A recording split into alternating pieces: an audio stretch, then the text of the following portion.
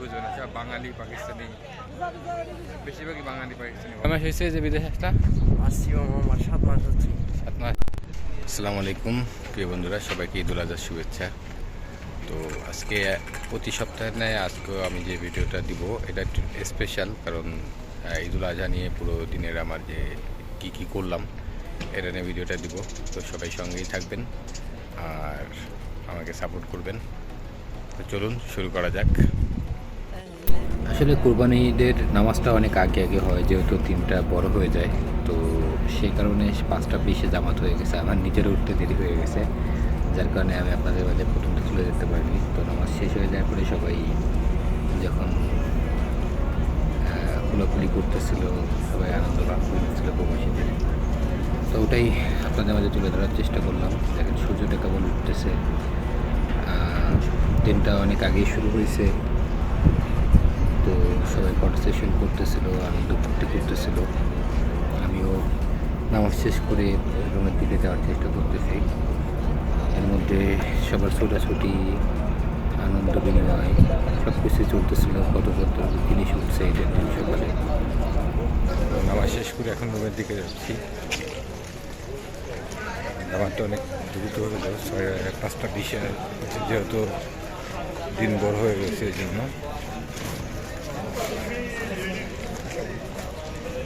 আসসালামু আলাইকুম প্রিয় বন্ধুরা, সবাইকে ঈদ মোবারক। গতবার ঈদের মতন এবারও সবাইকে জানাই ঈদের শুভেচ্ছা। এবারও আমি আমার ছোটো ভাই শাওনের কাছে যাচ্ছি এবারও। তো গাড়ির জন্য সামনে যাচ্ছি। ঈদের দিনের পরিস্থিতি দেখেন, কোথাও কেউ নেই, খুব কম লোক, সবাই ঈদের দিন ঘুমায়, এটাই বাস্তব। কিন্তু যেহেতু আমার পাশে একটা অপশন আছে, ছোটো ভাই আছে, তো তার কাছে যাচ্ছি। আর আজকে পুরো দিনের ঈদে কী করলাম, নামাজ থেকে শুরু করে সব কিছু মেলায় ইনশাল্লাহ আপনাদের মাঝে তুলে ধরার চেষ্টা করব। তো সঙ্গে আছে আমি মেহেদি হাসান মামুন, আর আমার ইউটিউব চ্যানেলের নাম মেহেদি মামুন BD 2.0 এবং ফেসবুক পেজের নাম মেহেদি মামুন BD 2.0। তো সঙ্গেই থাকুন আর তুলে ধরার চেষ্টা করি আপনাদেরকে আজকে ঈদুল আজহার দিনের চিত্রটা। দেখুন ঈদ চলতেছে, কিন্তু প্রবাসীদের এরা বড় দিয়ে কাজ করে, দেখেন এখনও রোডে কাজ করা লাগতেছে। এর ছোট ছোট লোকজন ভরে গেছে।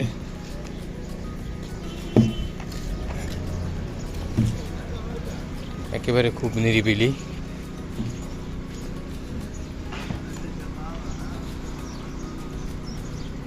খুব একেবারে লোকজন নেই বললেই চলে। ঈদ শেষ, নামাজ শেষ, সবাই রুমে ঘুমাচ্ছে, এটাই বাস্তব চিত্র প্রবাসীদের। দেখি একটা ট্যাক্সি পেয়েছি, ট্যাক্সির সাথে আলাপ করি। শাওনের ওইখানে যাবো, কত টাকা ভাড়া চাই, তো থাকবেন সাথে। তো গাড়িতে উঠে পড়লাম, এখন শাওনের ওইখানে যাওয়ার উদ্দেশ্যে রওনা হলাম। এটা ছিল সৌদির ট্যাক্সি, একজন পাকিস্তানি ড্রাইভার ছিল। তো যেতে পথে একেবারে নিরিবিলি রাস্তা, দুপাশের সৌন্দর্যগুলো আপনাদেরকে দেখানোর চেষ্টা করলাম। পাশে একটা সুন্দর একটা মসজিদ বাঁধলো, যেটা আপনাদের দেখানোর জন্য ক্যামেরাটা ঘুরে নিলাম এদিকে। খুবই সুন্দর লাগতেছিল। তো এখান থেকে 15 থেকে 20 মিনিটের পথ আমি রওনা দিয়েছিলাম। আর যদিও আগে শাওন আমাকে বলছে, ভাই আমার মনটা খুব খারাপ, শরীরটাও খারাপ, আজকে তুমি আসো, নিজে রান্নাবাড়া করে খেতে হবে, আমার কিছুই করি নাই, তুমি না আসলে হবে না। তো এই জন্য যাওয়া আর কি।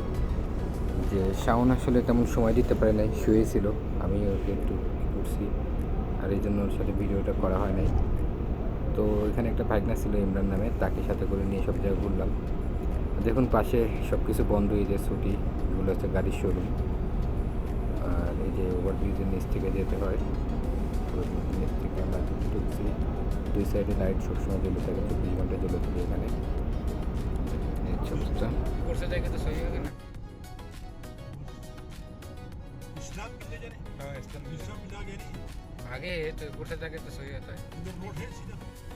তো ড্রাইভারের সাথে কথা হচ্ছিল যে আমি ইস্তাম্বুলে যাব, তো হচ্ছে নিচে দিয়ে উঠে দিয়েছিলাম, বললাম উপর থেকেও যাওয়া যায়। তো সেই কথাই হচ্ছিল, তো উপর থেকে একটু সহজ হতো। फिर में जाओ, इसलिए मैं पहले से आपको बता दिया। যখন ছাড়লো ইশারাটা, তারপর আমরা ইস্তানবুলের দিকে অগ্রসর হচ্ছিলাম। যে ইশারাটা ছাড়ছে ইস্তানবুলের দিকে যাচ্ছি। তো ইস্তানবুলে চলে আসছি আর কি, পিছন সাইডে যেতে হবে, সামনে রোডের কাজ চলতেছে। তো আমি আর কি নামার প্রস্তুতি নিচ্ছিলাম। এর মধ্যে যেতে যেতে এই যে ইস্তানবুলা, এটা হচ্ছে পেছন সাইড, এই সাইডে সব। তো বন্ধুরা ইস্তানবুলায় নেমে পড়ছি, এখন শাওনের রুমে যাচ্ছি। তো সামনের রুমে যেতে যেতে সামনে ইস্তানবুলের পরিস্থিতিগুলো আপনাকে দেখাচ্ছিলাম। শাওনের রুম হচ্ছে সামনে দোতলা, 2 নম্বর পিলার আর কি। তো এটা আপনাদের দেখানোর চেষ্টা করতেছি। শাওন মূলত জলাল পানি কোম্পানিতে চাকরি করে, এই গাড়িগুলো সামনে রাখা ছিল। আর এই আশেপাশে সবগুলো হচ্ছে হোটেল। অনেকজন খুবই কম, গরমের তাপ অনেক বেশি, যার কারণে সেতাক, জোলাল সব একই কোম্পানির প্রোডাক্ট। তারপরে এই ওয়াটার যোগমা একই কোম্পানির। তো আমি শাওনের এখান থেকে কিছুটা হেঁটে যেতে হয়, তো আমি হেঁটে যাচ্ছিলাম। যেতে যেতে সামনে গাড়িগুলো দেখাচ্ছিলাম আপনাদের, যে কী পরিমাণ পানির গাড়ি এখানে, পুরো কোম্পানিটার পানির গাড়ি এখানে থাকে আর কি। ওটাই দেখাচ্ছিলাম। এই শাওনের বিল্ডিংটা হচ্ছে 2 নম্বর ভিলা। আমি 2 নম্বর ভিলার নিচে চলে আসছি। পাশে একটা বাকালা বা দোকান আছে আর কি, এটা ঠিক আছে। এই যে দোকানটা, এটা ক্রস করতেছি। এখন শাওনের রুমে যাওয়ার জন্য সামনে যাচ্ছি। সামনে কিছুটা পরে শাওনের রুম। ভিলার ভিতরে যাওয়ার রুটটা হচ্ছে এটা, যাচ্ছি এখন শাওনের। তো আমি শাওনের কোম্পানির বিলের ভিতরে যাচ্ছি। নিচে ও থাকে দোতলাতে, তো দোতলাতে যাওয়ার জন্য হেঁটে হেঁটে যাচ্ছিলাম। আজকে আমরা যাচ্ছি দুবাই মার্কেটের পাশে যে পার্কটা আছে ওটা দেখার জন্য। তো হেঁটে হেঁটে যাচ্ছি, পাশে আসছিলাম ছোটো ভাইয়ের ওইখানে পাশেই। এখান থেকে দেখে আসলাম। আসছি আমার 7 মাস হচ্ছে। 7 মাস আকামা হয়ে গেছে না? আকামা হয়ে গেছে। মাশাআল্লাহ। তোমার মামা ছিল বিদায় তোমার কোনো ঝামেলা নাই। অন্য কেউ হইলে জিন্দগি তামা তামা। আমাকে যেমন 7-8 মাস কাজ খুঁজতে খুঁজতে বা এগুলো করতে করতে খুব ঝামেলা হয়ে গেছে। ইনশাআল্লাহ কাজ 7 মাসের ভিতরে বেরিয়েছে। তুমি তো আসার কয় মাস পরে জয়েন করছো? আসার 2 মাস পরে জয়েন করছি। মাশাআল্লাহ, কাজ করতেছে এটাই বেশি। সৌদিতে কাজ পাওয়া বর্তমান খুব ঝামেলা। আর যারা নতুন আসতেছে তারা তো অনেক বিপদে পড়ে। রিলেটিভ না থাকলে সে বুঝে কি জ্বালা।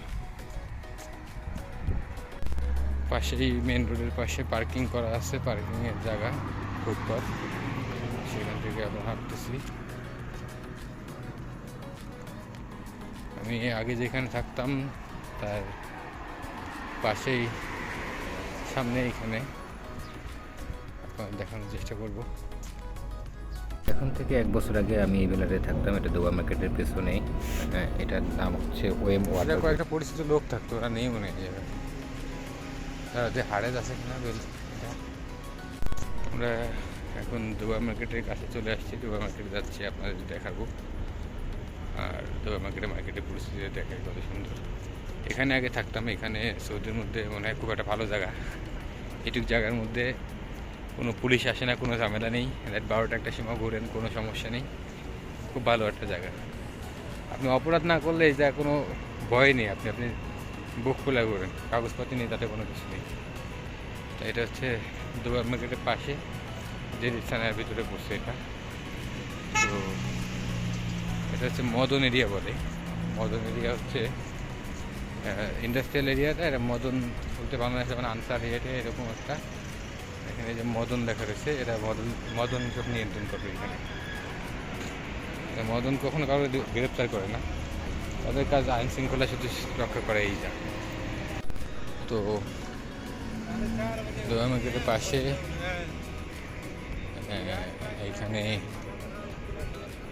একটা ইসলামিক সেন্টার আছে, যেটা এই যে পুরা রমজান মাসে এখানে ইফতারি দেওয়া হয়, ফ্রি একেবারে। সবাই এসে খ্যাপসা সবজি যে আছে, খ্যাপসা বলে, খ্যাপসাটা সবাইকে দেওয়া হয়। এই হচ্ছে ইসলামিক সেন্টারটা।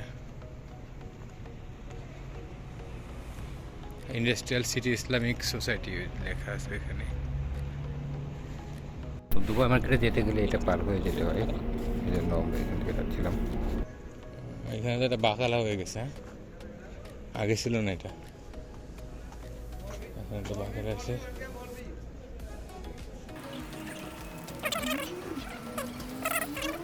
এটা হচ্ছে দুবাই মার্কেট, পিছনের সাইডটা। এই দুবাই মার্কেটের সাইডে একটা এখানে একটা মসজিদ আছে, দেখাবো এটা পরে। দেখেন প্রতিটা গাছে কত ফুল ধরছে, অনেক সুন্দর ফুল ধরছে।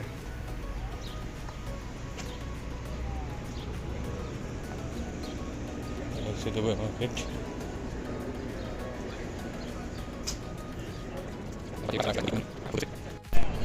দুবাই মার্কেটের ফ্রন্ট সাইডে যাবো এখন। সামনে একটা মোবাইলের টাওয়ার, এখানে এখানে গাড়ি পার্কিং এর জায়গা।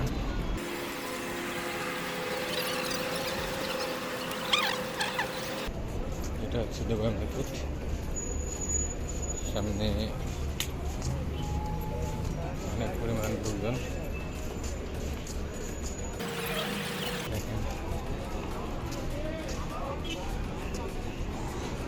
চলো ভিতর চাইতে আসি। এটা হচ্ছে মার্কেটের ভিতরে অবস্থা, এই পরিমাণ দোকান, ভিতরে পর্যাপ্ত স্পেস মানুষজনের দাঁড়ানোর জন্য, আড্ডা দেওয়ার জন্য। তো পেছনে যে মসজিদটা আছে এটা এখানে, পাশে দেখেন কত সুন্দর গাছ, পাখি কিসমিস করতেছে।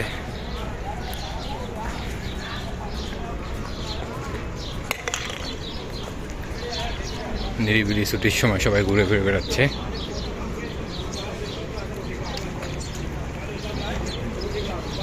হচ্ছে দুবাই মার্কেটের এরিয়া, এটা হচ্ছে শেষ।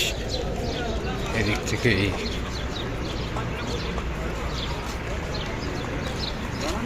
আমরা এখন পার্কে, দুবাই মার্কেট থেকে বের হয়ে আসতাম, পার্কের দিকে যাব। পার্কে যেতে গেলে মেন রোডটা মসজিদ থেকে আসছে, এখান থেকে পার্কে যেতে হবে। এখানে এটাকে নুনবেলা বলা হয়, তো নুনবেলার পাশ থেকে আমরা ঢুকে যাবো এখন। এই পাশ থেকে বামে যেতে হবে।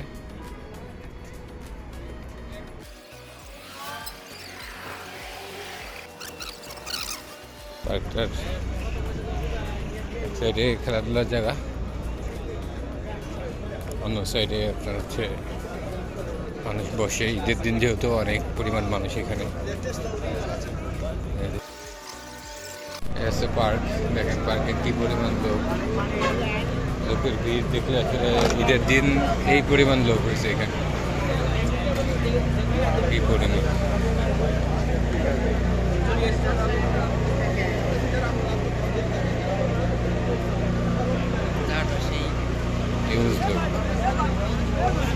এটা হচ্ছে দুবাই মার্কেটের পেছনে পার্কটা, কি পরিমাণ লোক এখানে দেখেন।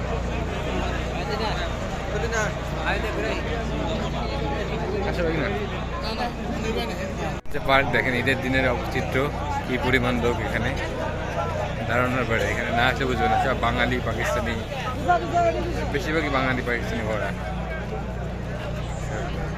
পান বিক্রি করতেছে,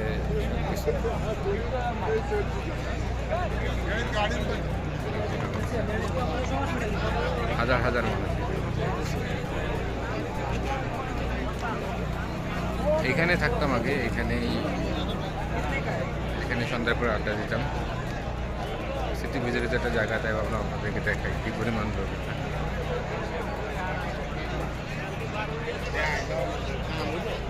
কেমন বেগ না জায়গাটা?